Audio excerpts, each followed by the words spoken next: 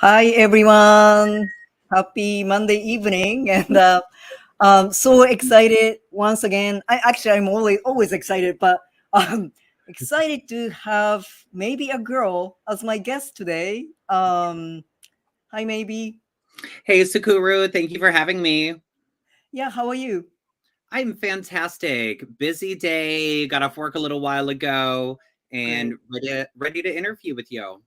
All right. Thank you so much. So I'm just gonna do a little intro for people who haven't watched this show. So Project True, this is my I think seventh episode.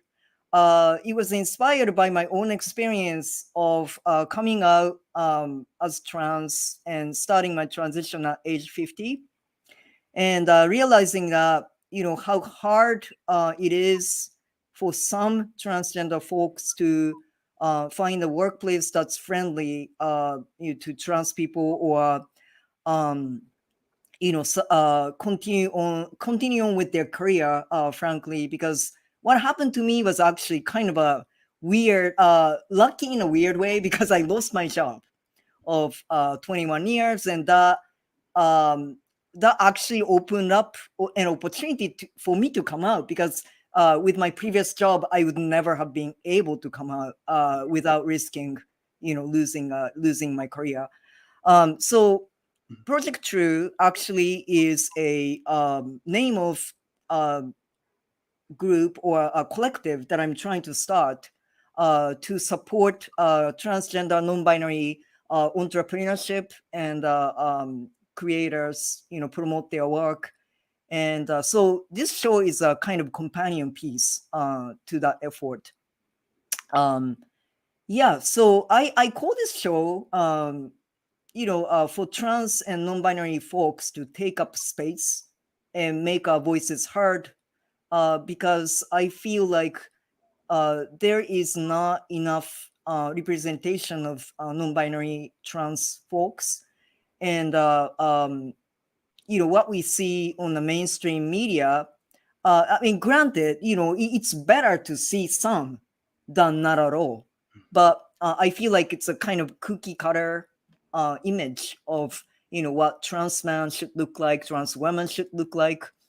So I just wanted to have variety of people here, so that we can focus on individual stories. So I just really thank you, for agreeing to come on the show. Thank you for having me. Thank you. So so maybe I think first time I was made aware of who you are, I think it was on Twitter, and Mhm. I think it was housing related, and I noticed there's just someone out there who is really out there doing the work, and that really, I respected. I'm I'm actually kind of like politics. I don't like politics. I'm sorry. It's kind of funny thing to say because I'm an activist, but I was involved in my friend Eric Curry's congressional campaign Yes, for we love some Eric. time, and that kind of made me dislike politics more, actually. But having said that, I really admire people like you, who are out there doing the actual work. So Thank you. That means a lot to me, and it means a lot to everybody who is doing similar things. And there's a lot of us doing things to try to make the world a better place. And it's hard. It's one step at a time. It's a lot of activism. It's a lot of just, word of mouth, talking to people. And, you start to realize that a lot of us have similar ambitions, similar ideas of, the changes that we would like to see in the current society that we exist in. mhm, mhm. I'm curious though. So I'm actually gonna jump into my first question, Let's actually. do it. Yeah. Okay. So not all of us end up being an activist or aspiring politician. So how did that happen? You know, um, It's interesting for me. I've always had an interest in politics, in civic engagement, and in volunteering. So when I found out about the opportunity to run for neighborhood council here in Los Angeles, I found it to be a perfect fit. And you know, I am a member of the Silver Lake Neighborhood Council. I'm currently serving my second term as an elected official here in the city of Los Angeles. And when I decided to run I decided to run late 2018. I announced my candidacy in early 2019. I wanted to run because I wanted to make a difference in my neighborhood. And I wanted to do that in such a way that is, yes, impactful for my queer neighbors, my trans neighbors, but also just my neighbors in general. And it's interesting to me how few people pay attention to local politics. There's sort of this hyper focus on national politics, on federal politics, and specifically on presidential races. But when it comes down to it, paying attention and voting in local races is actually going to have more of an impact on your day-to-day life than voting for presidents. And, that's a message that I've been trying to convey to a lot of people. And, because, yes, it absolutely does matter who is president. It matters for a number of reasons. But is it going to affect your day-to-day life more than local politics? In many instances, probably not. And that's why I'm really trying to get folks to hone in on hyper local politics. I have this idea of, a trickle up effect. We've heard of the trickle down effect, which is, in my mind, a myth. But the trickle up effect is very real. If we make enough changes in local communities, that's going to reflect on a higher level. So when I decided to run, I think it's a big fear of probably most first-time candidates who are running for any sort of race. The fear is anybody going to vote for me? The fear is, does election day come and the fear is, am I going to have one vote and it's my one vote for myself? So when I ended up winning my race in the spring of 2019, it was very inspiring to a lot of people, but it was really inspiring to me because I ran as my authentic self. I ran as an openly out, proud trans person. And here's the thing, folks didn't vote me in just because I'm a trans person. In fact, that's not a reason I want folks to vote me in. They voted me in because of my ideas, my policies, the ideas that I want to have for change in a local sphere, which again, hopefully will trickle up to a state sphere and eventually to a federal sphere. So it was really inspiring to me to have won my local race. And that's what inspired me to actually decide to run for a federal election, to run for Congress, which it's a big deal. There's a lot that goes into running any sort of election, whether it be federal, state, local, a lot goes into it. And, I was just really proud and inspired of the fact that folks decided, yeah, we like Maebe. We like what Maebe has to say. And it was, regardless of, my gender identity. And I thought that was a really cool thing because absolutely, it's so important to have trans representation, but it's also important to just treat trans people like everybody else. You know what I'm saying? I totally agree with that. And that actually, okay, so I was actually thinking about this show all day long while I was working because my work today did not really require a lot of thinking. So I was just like doing, work and then thinking about this interview, like how I'm gonna do this. And one of the things that really kind of interests me right now is well, actually forever, but so identity is very, very important to all of us, but at the same time, so what I'm trying to say is, like, as you said, us or me, for instance, being transgender is very, very important to me. But at the same time, I don't want people to see me just as a transgender. because I'm a Exactly. person. Exactly. We're Yeah, people first, you know? right. We're people first. But I guess,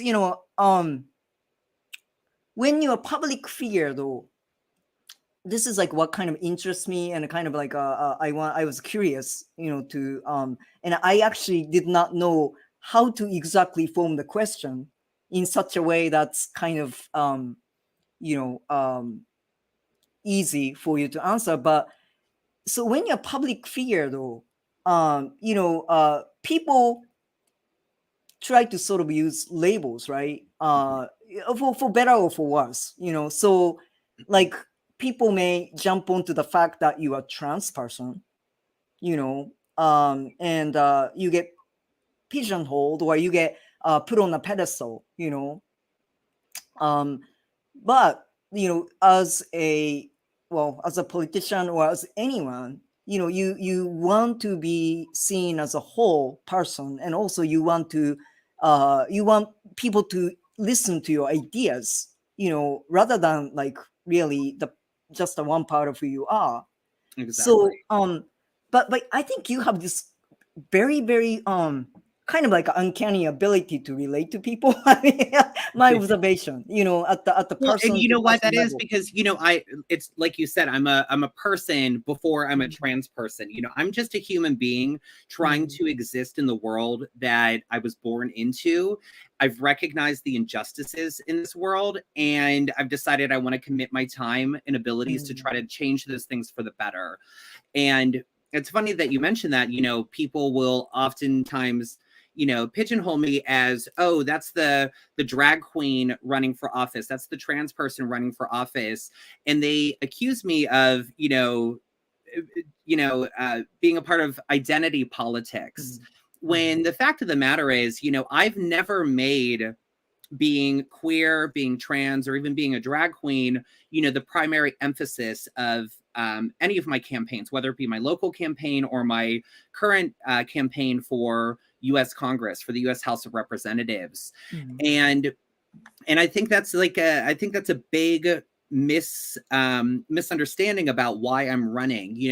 I Mhm. absolutely am running to try to represent trans folks, especially because there are so many anti-queer, anti-trans bills moving through so many different state legislatures across the US. So yeah, that is a huge part of my campaign. But what I think, folks often neglect to realize is that I'm not a singular uh, uh, I'm not a single issue candidate. I am a Mhm. multi-issue candidate. I'm running because I think that everybody deserves healthcare. We need universal healthcare Yeah. yesterday. We Mhm. need housing for all. We need education for all. We need environmental justice. We need racial justice, LGBTQIA rights, reproductive rights. And the thing is, those issues in and of themselves are not singular issues. They are all related. Those are intersectional issues. When we Mhm. talk about healthcare justice, we're talking about queer justice. We're talking about racial justice. The same Right. goes when we talk about housing justice, when we talk about environmental justice.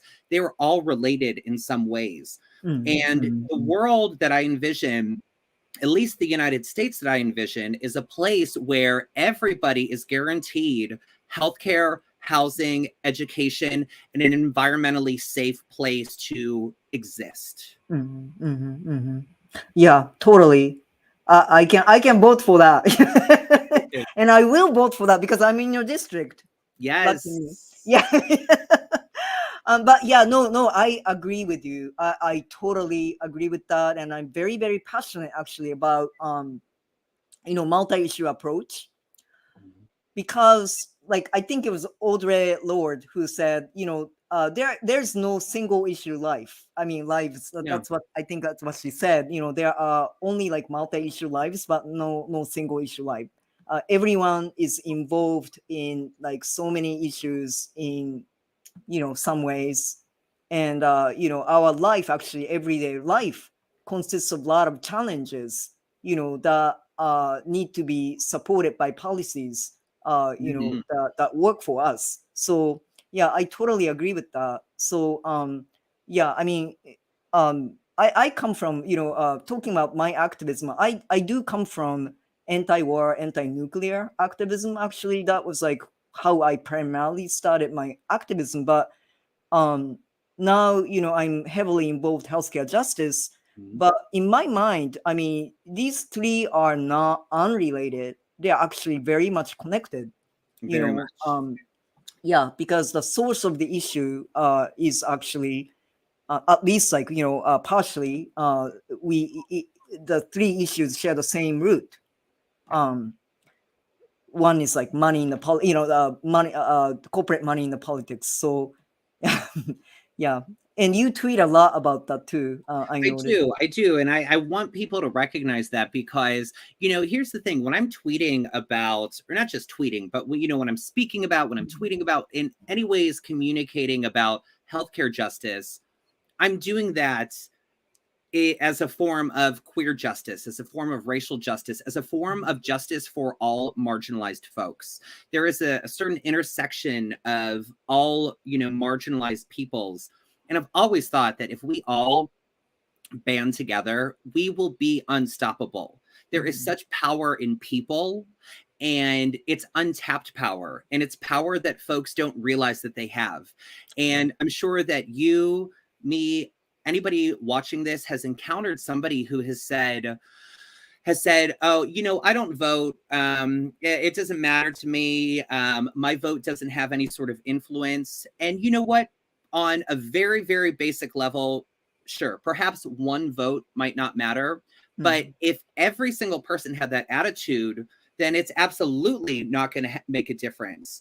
But if every single person realized, hey, my neighbor wants universal health care. My other neighbor wants to make sure everybody has housing. My other neighbor over there wants to make sure that everybody has, education. And then my other neighbor over here says we need environmental justice.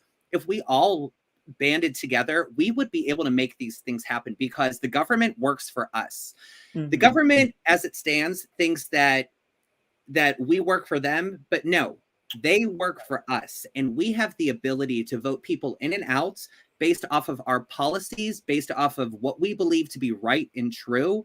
And I'll tell you what I don't believe to be right and true. What I don't believe to be right and true is how much influence corporations and big money industries have over the policies that are affecting every single person, not just here in the United States, but across the entire world. There is too much corporate influence in our government. Part of why I have committed to be an anti-corporate politician. I'm entirely grassroots. I am endorsed by and support many other candidates that are committing to being politicians of the people, not politicians of corporate interests. The person I'm running against right now, I'm running against Adam Schiff, one of the most powerful Democrats in our federal government. Everybody knows who Adam Schiff is, especially because of his work on the impeachments. And, since day one of me challenging him, because again, this is my second time running against Adam Schiff. When I ran against him in 2020, you would not believe the conversations that I had and the number of people who looked at me with disdain and with like, how dare you run against Adam Schiff? Well, how dare I run against Adam Schiff? How dare Adam Schiff vote for a nearly $1 trillion defense budget every single year when the US military is the largest institutional polluter in the world? So if you're going to talk about climate change and wanting to make an effect on that, don't blindly support a $1 trillion defense budget. He also, was an architect of mass incarceration here in the state of California when he was a California state senator in the late 90s before he was elected to be our representative in the early 2000s. And, it's unfortunate that I've had to have those conversations, but I will say once I have a thorough conversation with somebody about why I'm challenging him, the fact that I'm challenging him from the left, and that these are the policies and ideas that I want to see instituted in our nation, it makes sense to people. They start to realize, oh, well, I didn't know that about him. And that's the thing. The average American, the average voter, doesn't really dive deep into their congressperson's voting record. But I will say, as a local politician, as any sort of politician, your voting record is all that you have. And if you are voting in ways that are pro corporate interest and anti people, that's a problem. And we need to get you out and get somebody in who's going to fight for the people who live here, not for the corporate interests who are trying to make $1 off of those people. I totally agree with that. Yeah.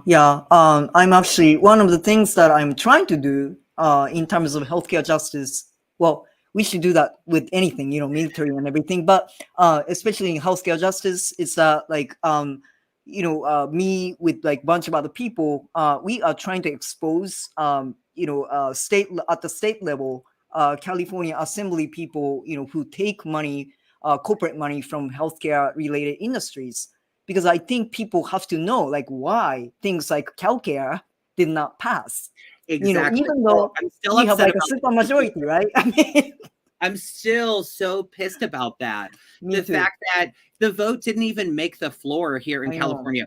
If universal health care cannot happen in California, where can it happen? We are supposed to be the example. We're supposed to be where things start. And it's happened so many times. For instance, gay marriage.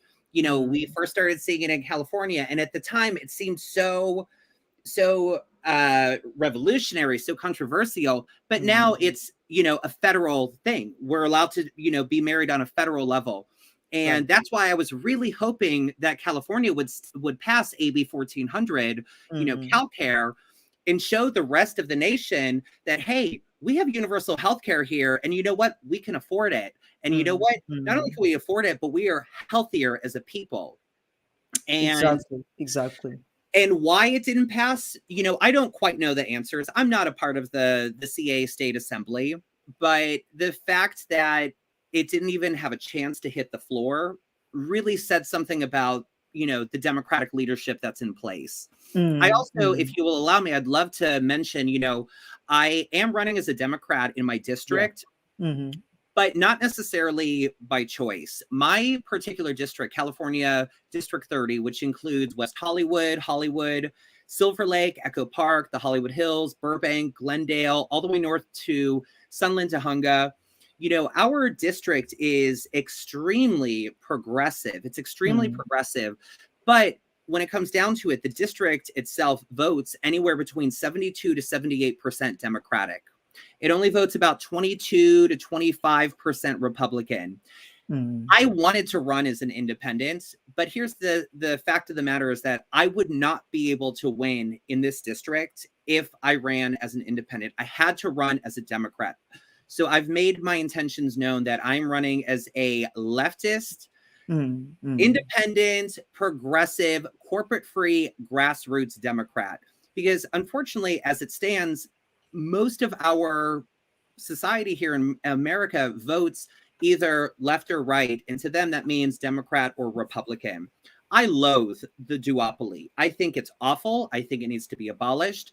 But until we get an actual third party that is putting up candidates and getting a substantial amount of votes, we have to deal with the system that we're working with. But that also means you can be a part of that system and be incredibly critical of that system and be exposing of that system. And so the fact of the matter is people will vote for me.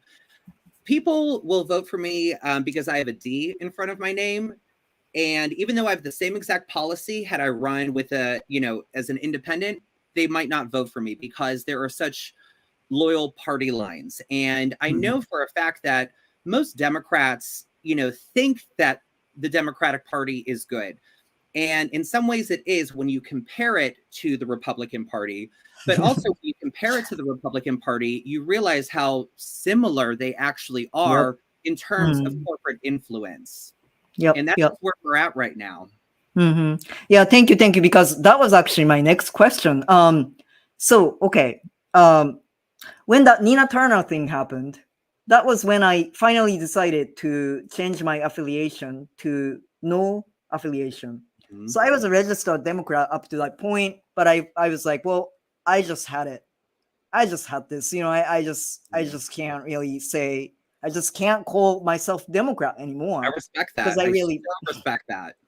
Yeah, I just really, Anyway, so that happened. And actually, okay, so Daniel Wilson, hi Daniel, he's Hey, in the audience Danielle. right now, and I'm actually going to have him next week. But so he's running as independent. So when I endorsed you, and when I tweeted about it, I got one comment. I mean, just one though, but one comment. And I kind of expected to hear that from someone. At least one person.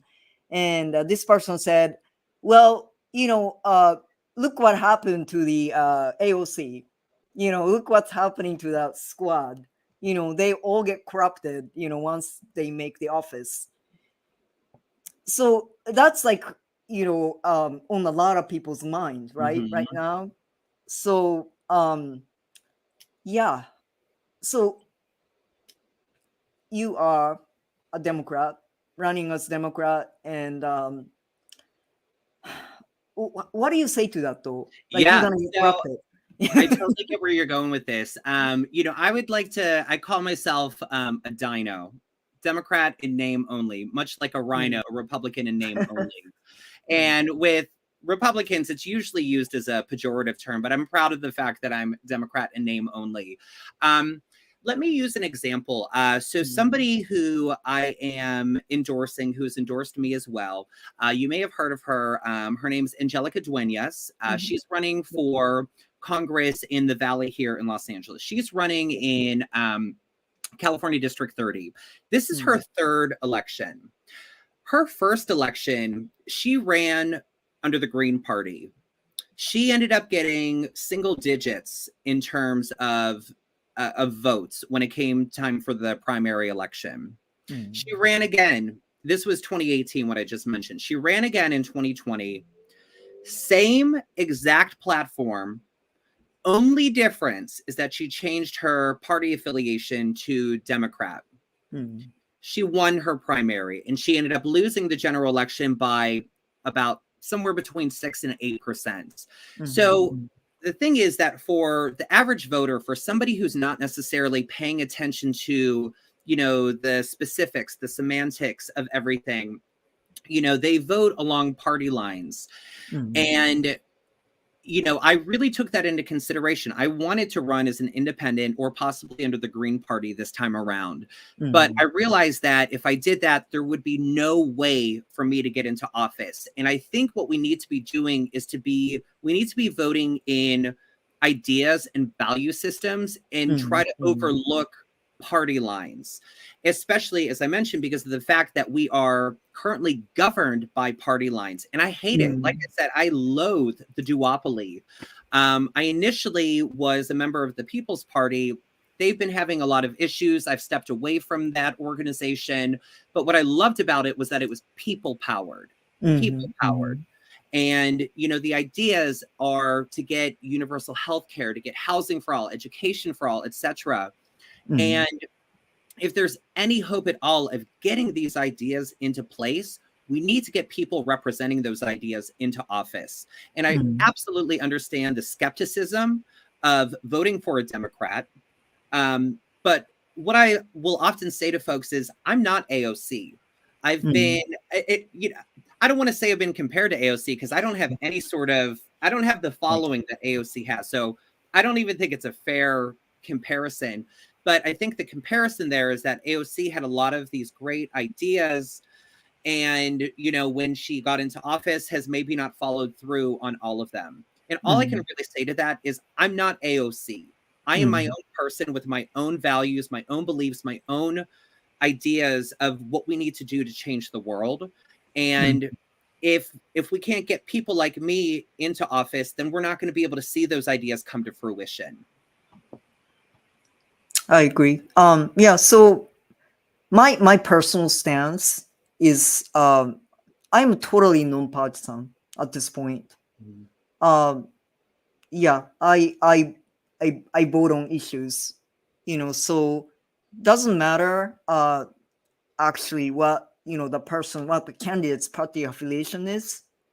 Um, I will support them if they have the right values, if they are working, if they are willing to work for people and also like doing the actual work out there right now, which which is nice. Absolutely. And I see a question, at the bottom from Jimmy Sinclair saying, how are you both going to prove you won't end up like AOC? And I don't think there's anything that I can say that is going to make know that I won't be like that, except for my word. And I'm telling you, these are it takes a lot to run for any sort of office and to be in that office.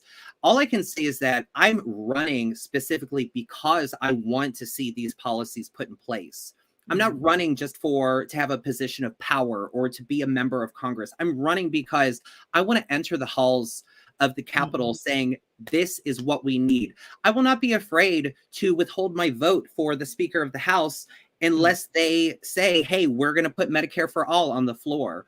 I'm not going to be withheld. I'm not going to be, held by the demands of the party. I'm very okay with being critical of the party. And that's something that I do wish that I would see more of from AOC and other members of the squad, is being critical of the party. And I think there's actually nothing more democratic than being critical of the government and politics and party lines. And like I said, I wish I could run as an independent. I wish I could run as a Green Party candidate. But if I did, then I wouldn't get into office. And running as a Democrat, I have a chance to get into office if I get the support of folks who are on the left. I am a leftist before I am a Democrat. By far. I want to see leftist policies put into place, and I'm going to fight for them tooth and nail once I get into office. Yeah, I mean, what I'm excited about this term, though, I know actually a lot of my friends are running. And, not okay. Let me rephrase this. I mean, they weren't my friends before. I just got to know them because they are candidates and they have the right values, and I'm excited about them. So they became my friends. But so David Kim, for instance, he's running against Jimmy Gomez, really good candidate, and he has a real chance because he came this close, right? Last time. Close. Yeah, he got 47%, which is huge. Very huge. I think, one more push, I think he'll get in. Exactly. So excited about him. Yeah, because I see Steve's comment, or Steve's comment down at the bottom. Jimmy Gomez is our congressman, corporate neoliberal, hard to beat.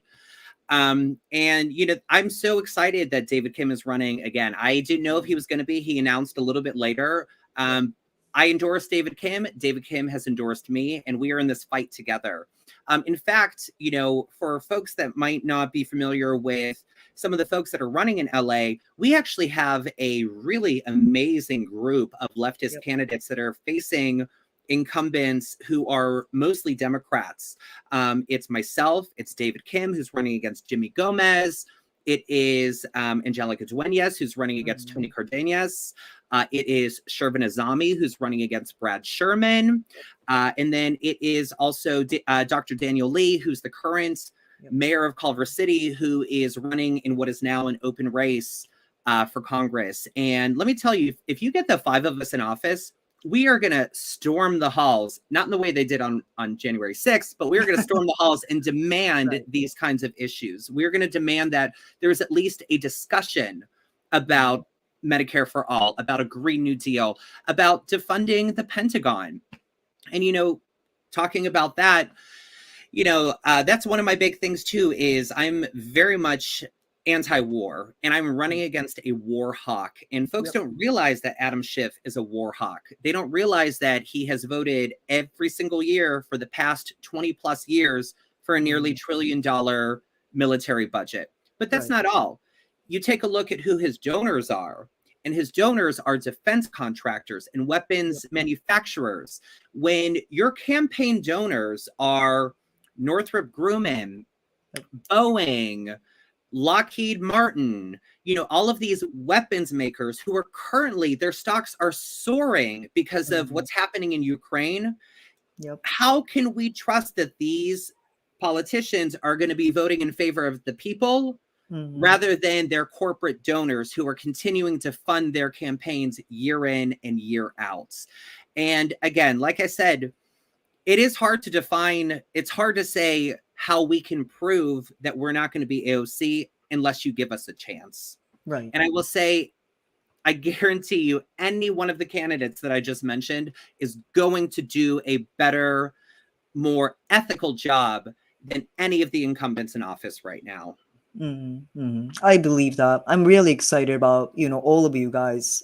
We have a really good candidates. It's just a matter of how we vote as Exactly. And that's voters. the thing. Yeah. I hope so much that folks will come out and vote in primary elections, because that's really where your voice can be heard. When you decide, you are the ones that decide who is going to be on the ballot in November. And if you don't vote in the primary, what's going to happen is the incumbents are going to be on the ballot in November. And what's going to happen there is we're going to remain with the status quo, which is not serving the people, it's serving corporate interests. And we need to figure out how to serve the people. And again, a way that we can start to do that is by voting in primary elections for the most progressive leftist candidates that we see on the ballot. Yeah, totally. Let me shift the gear a little bit. So, when I started this show, I already intended to invite you on the show, but what kind of inspired me to invite you finally was the tweet that I saw about, I don't know, a few weeks ago. You were tweeting about meeting or attending a gay straight alliance meeting at some school. I forgot which state, but Yeah, it was in Central Tennessee, not even near a right, big city, Central Tennessee. yeah, and that really hit me. And I just can't describe how it hit me exactly, but here's the thing. So, as I said, I'm 50, from the older generation, and I grew up in Japan. So when I was a teenager, there was really no vocabulary like transgender. I didn't know such things existed. I mean, I didn't even know. Okay, I knew about gay and lesbian, and I went to all girls school. So we heard. I mean, I heard about lesbian, but kind of in a bad way. It was like something like some kind of disease, and something that we should avoid. And if you are one, you shouldn't admit to yourself or to others, right? So that's my generation, and so with all this anti-LGBTQ, anti-transgender bills being introduced in so many states. And I try to imagine how it is for young people today to grow up, gay, lesbian, transgender, what have you. Especially in places like Central Tennessee. You and I, we live in very urban areas where people like us are generally accepted. I can't imagine what it's like to be an openly trans person in high school in some rural part of some red states. I can't imagine what that must be like. Horrifying is the only word I can think of that might be like. Yeah. So I don't know. Okay, again, this is a big question, but so when I read that tweet, I just wanted to again, okay, so early on at the very beginning of the show, we talked about, okay, so us being a transgender person is just a part of us, one part of us, and we have like many other things that we are. Exactly. But to many other people, it's very much our defining characteristic. Right. And so, And sorry, I didn't you mean to being a interrupt. public figure, you being a politician, and having this opportunity to meet young people, who may be afraid, who may be worried about their future, very, very, feeling uncertain. What is that like, and what do you tell them? That's a great question. I was excited when I was invited to speak at a gay straight alliance at a high school in Central Tennessee. It was a virtual, just interview. And I was excited and nervous because, the youth looks up to everybody, especially when they see people like us speaking out and doing things. And you know, something I said to them, I said it in the moment, but I really thought about it and how like how profoundly different my experience was to what their current experience is. You know, I graduated high school in 2004. You know, we're going on 20 years since I've been out of high school. And I remember when I was in middle school and high school, you didn't really hear a lot about queer issues. It was I could tell that it was considered to be bad at that time, but it was, you know, pushed to the side. You didn't have conversations about it. And especially on a macro level, you know, you didn't see a lot of depictions of queer people in the media. You didn't see or hear about a lot of queer ideas, you know, moving through state legislatures, through, you know, the federal governments. And so I imagine it's got to be a very interesting experience for the youth right now who are living in a world where so many people say that we love you, you have a right to exist, you belong, you know, versus this other whole group of people who wants to write us out of existence. You know, when I was in high school, there weren't all of these anti-queer, anti-trans bills moving through state legislatures. So I can only imagine what it must feel like to be, you know, that young and, you know, still in your development and trying to figure out your own identity and hope that the rest of the world will accept you, while seeing that an entire state wants to write you out of existence. It is so messed up. And the thing is, we're not asking for special rights. We are we are asking to be able to coexist with people in the way that we are authentically. We're asking to be able to use the bathroom that we want to use. We're asking to be able to play sports. But now you have, you know, the big bill that folks are talking about is the Don't Say Gay bill, which has already moved through Florida. It's now state law in Florida. But a lot of folks don't know that similar bills and worse bills are moving through other states like Kansas and Oklahoma and Alabama and Texas. You know, Alabama, just the other day, the governor of Alabama signed into law that it is now a felony to provide gender affirming care to trans youth, which as trans people, we know is often life-saving care. Yep.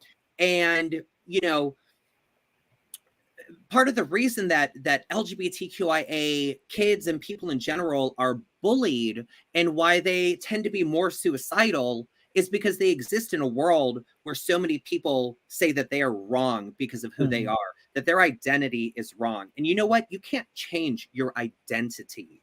That's who you are. It is so internal. It's so within you. It's just like the concept of gender itself.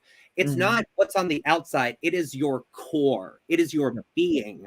And for somebody to say, we want to write you out of existence through law is the most disgusting, vile thing that I can think of.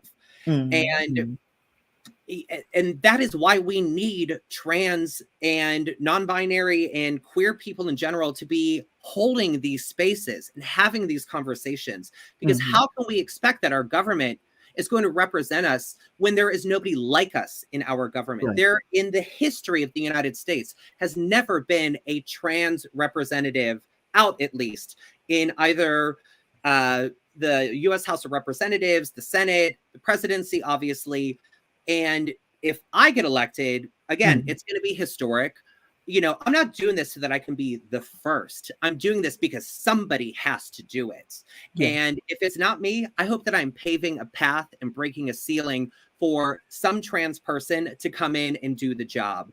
Because what we need to do is we need to create a sweeping federal equality legislation that is going to protect people for who they are and not try to write them out of existence.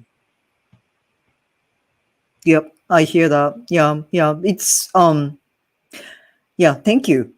You know, it's so, I was telling Daniel too, because I had an opportunity to meet Daniel in person like 2 months ago, and you know, it's so, I really thank you guys for running, first of all.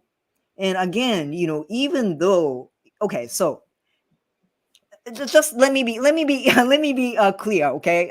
For the benefit of whoever who is like watching, this show, I am not the person who votes for like anybody, because they're trans. I don't vote like that. Caitlyn That's not Jenner. about that. Hello, Caitlyn Jenner. Don't vote Yeah, for no, Caitlyn no, Jenner no. just Oh because she's God, no. trans. Oh God, sorry. No, no, no. I will vote for maybe because I like what maybe says. I like what maybe represents. I like maybe's ideas. I think they are good for people, working people, ordinary people like us. That's why I will vote for her, right? So, but having said that, I think because transgender people are one of the marginalized groups, I think it's hard for us to, it takes courage to run as such, and it's kind of weird to say run such because it's like it's just part of us, right? So Yeah, we cannot not run as such, but anyway. But I just really appreciate you guys because I know it takes a courage, but I think it gives a lot of people, especially young people, hope that you can do this too. absolutely, absolutely. And on that note, here's the thing. Running as an openly trans person, somebody who is a drag queen on top of that, you can only imagine the sort of hate comments, hate messages, hate mail that I have received. There are people that want me dead just because of who I am and what I'm trying to do. But you know what? I am a resilient person. And that is a quality that if you are lucky enough to make it to my age, and I'm only 35 years old, and you are a trans person, an openly queer person, you have experienced that through your life. And you know what? That's what I will say about the queer community as a whole. We are resilient. Yeah. We have heard it before, we've gone through it before. And you know what? We've said enough is enough. Enough is enough. I'm not going to let you say that and do that for any reason. In fact, I'm going to hold this space because I deserve to hold this space. People like me deserve to hold this space. We deserve to exist, and not just exist, not just survive, but to thrive and have full, fulfilling lives. And you know what? It's going to happen. It's happening now, but it's going to continue to happen in an upward motion, regardless of this sort of, legislation that we're seeing in many, many different states. They can try to outlaw us, but you know what? They can't get rid of us. You No. can't suddenly make kids not gay or trans because you don't discuss it in school. Your identity is, as I mentioned earlier, it comes from within. The Right. difference is going to be, are we going to be open and embracing of it, or are we going to marginalize people further? Either way, queer people are going to continue to exist, and we have to move in an upward motion, Right, in an right, upward right. direction. Yeah, yeah. It's so true. And I just have to say, something really touched me, something that you said like maybe like 5 minutes ago. So, being a transgender person who was closeted until age 50, I mean, there's a hefty price that you pay. Yeah, I mean, it also made me very resilient. That's for sure. But I paid a hefty price for that. It's living your life as if you are always acting, living your life feeling isolated because you feel like nobody really knows you. And I think, if there are parents out there who have issues, with their children being trans, I think that's what they have to get because you can try to suppress it, you can try to like, I guess, convince them otherwise, you can try, but um first of all, as you say, it's not gonna work. And even if it worked on the surface level, it's detrimental to your kids' well-being. absolutely. Absolutely. To have somebody suppress who they are, those kind of parents that you just described, they don't deserve their beautiful queer children. They don't deserve to have those children who are perfect in their own selves. And those children don't deserve to have awful parents like that who try to say, you have to be this way, you have to be that way, and not realize how internal and how to the core what it means to be queer or trans. And it just is going to be detrimental to your kids.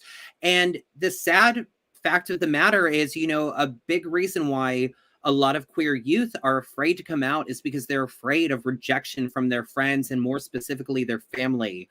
And that is why we see such a huge disproportionate number of unhoused youth versus, cis het youth. Because there are so many awful parents who disown their beautiful queer children simply because they are queer. And that is what should be illegal. I totally agree with that.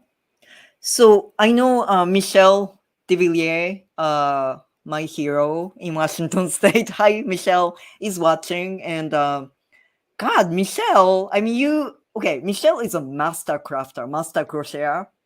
And she outdone herself once again. I mean, with whatever she's making for you right now. God, I saw it. I saw the picture. It's so gorgeous. I cannot thank you enough. I love it.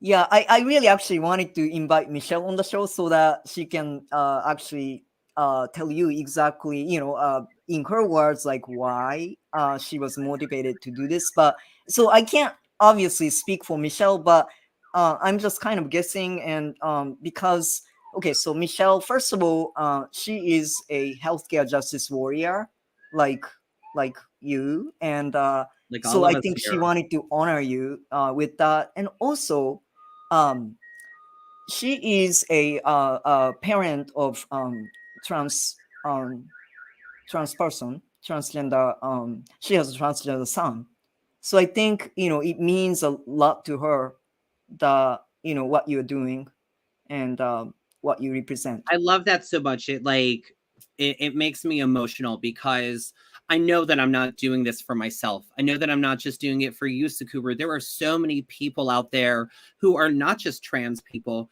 but also loved ones of trans people who know that this is the direction we need to move in.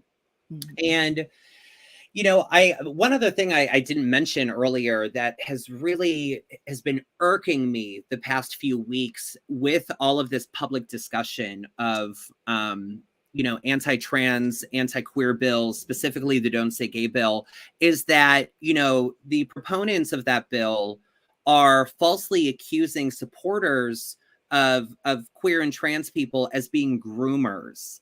And the thing is, gender identity has nothing to do with pedophilia. It has nothing to do with it. And again, the thing is, if we ignore the fact that many people who are under the age of 18 know their identity at a young age. I knew that I was queer at the age of 6. I didn't have the words to put that into the world. And part of the reason I didn't have the words was because I didn't see people like me. I didn't see representations of people like me in the media. I didn't hear people talking about, somebody having 2 dads or 2 moms. And to equate it with pedophilia is absolutely disgusting and it's totally throwing the whole conversation into a different direction that doesn't need to happen. And when it comes down to it, there are more pedophiles who are cisgender heterosexuals than there are queer folks. And that is that's what's perverted. And I think it's absolutely messed up. So I hope that their kid is doing well. I hope they're doing great. And I hope that for the sake of all queer kids, all trans kids, I hope to God that they have some sort of support system like that person has. You have to have somebody who's in your corner and on your side.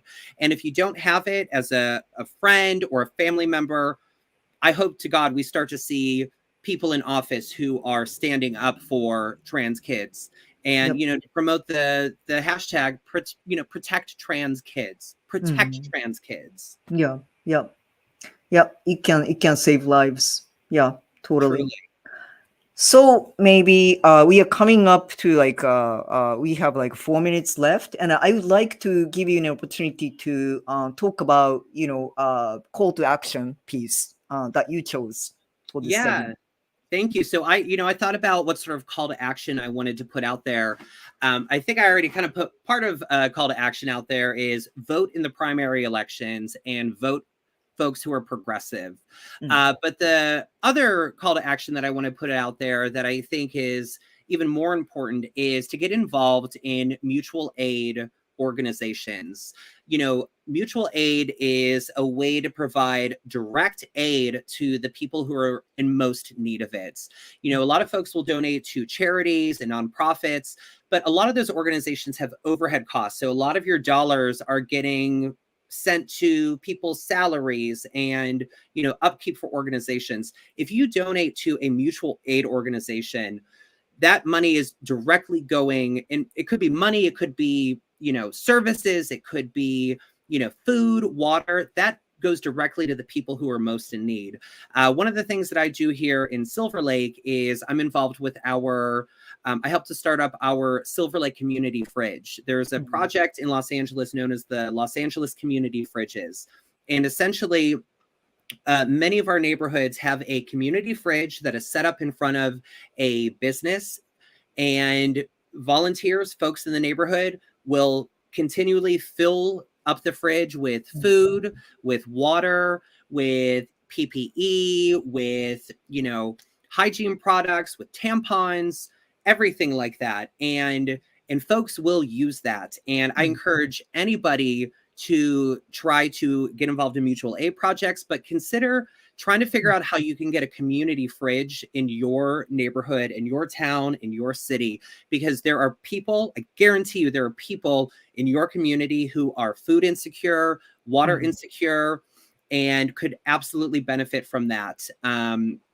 And it's not as hard as it seems. I guarantee you, there is somebody in your greater community who has a fridge that they aren't using. I guarantee you that there is some sort of local business that is willing to put the fridge in front of their business. And I guarantee you that there are people in the community who are willing to keep that fridge stocked with food, water, products that everyday people need, especially food insecure people and unhoused people. So I wanted to encourage folks to look into that. You can look into LA Community Fridges on Instagram to get a better idea of how the program here in Los Angeles works, and hopefully get it started in your area. That's great. Yeah, LA community fridges. I love that. Yeah, I think we need one in every neighborhood. Every neighborhood. Yeah, thank you so much. And I really, yeah, so I think, what I'm taking away from today's talk, I mean, a lot of things, but especially, I think we really need to create society that we just, support each other, and, we are there for each other. Like every single one of us, we just Absolutely. really need that. So, on that note, thank you so much for being here, and thank you so much for running and putting yourself out there. And thank you so much for sharing your beautiful self. Thank you, Tsukuru. I really appreciate it. And can I give a shout out to our social media and our website real quick? Yes. If you want to learn more about our campaign, you can follow me on Instagram at Maebe A Girl, on Twitter at Maebe_A_girl, or you can visit our website, maebeagirlforcongress.org. We are looking for volunteers and supporters, not just here in Los Angeles, but all across the nation. We do a lot of events that folks anywhere can participate in, whether that be phone banking, text banking, sending out postcards. And as a grassroots corporate-free campaign, we need all the help we can get. So thank you so much, everyone. Thank you. Thank you so much, everyone, for listening in, and support Maybe a Girl. Thanks, everyone. Bye, everyone. Thank you, Tsukuru. Thank you, Maybe. Bye.